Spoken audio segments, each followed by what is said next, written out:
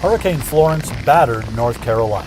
Wind gusts of 106 miles per hour, up to 35 inches of rain. Powerful torrents of water are flooding homes, wiping out roads, and sweeping away cars in North Carolina.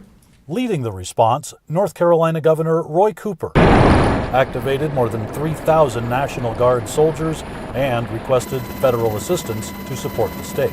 How y'all doing? The National Guard, FEMA urban search and rescue teams, the U.S. Coast Guard, and Department of Defense responded together, supporting local first responders.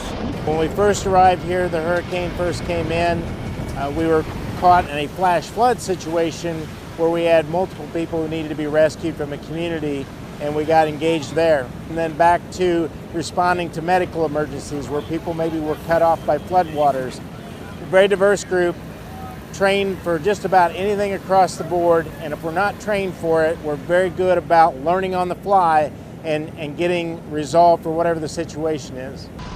Rescuing hundreds of people and their pets while the storm was still hitting, and making sure thousands of survivors got help. We remain grateful for our first responders who are out there right now, saving lives, protecting lives in this killer storm. We've been here from the start, integrated with the North Carolina Emergency Management Office. Albie Lewis is FEMA's federal coordinating officer for Hurricane Florence in North Carolina. He says the key to a successful response is being prepared before the storm. I've seen a lot of disasters. I will tell you, the state of North Carolina leaned forward and was prepared better than any state I've ever worked in. As expected, we are continuing to experience widespread flooding. Let me assure you, this flooding is only going to get worse. State Emergency Management Director Mike Sprayberry asked for help through the Emergency Management Assistance Compact, the nation's state-to-state mutual aid system known as EMAC.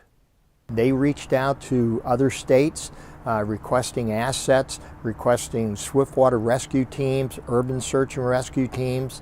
They didn't just wait for the federal government to supply that stuff. They get ahead of the curve and did it through EMAC. Coordination paid off when Hurricane Florence slowed to a crawl after making landfall, causing record flooding far from the coast and blocking roads into Wilmington. Days before the storm at Fort Bragg and other sites in the region, FEMA established incident support bases with hundreds of truckloads of emergency drinking water, food, blankets, cots, and generators, enabling the state to take action when local communities called for help. We are currently engaged in large-scale search and rescue operations in our coastal counties, and our logistics teams are pushing out commodities as requested. That included getting truckloads of commodities into Wilmington when floodwaters receded just long enough for a road to open.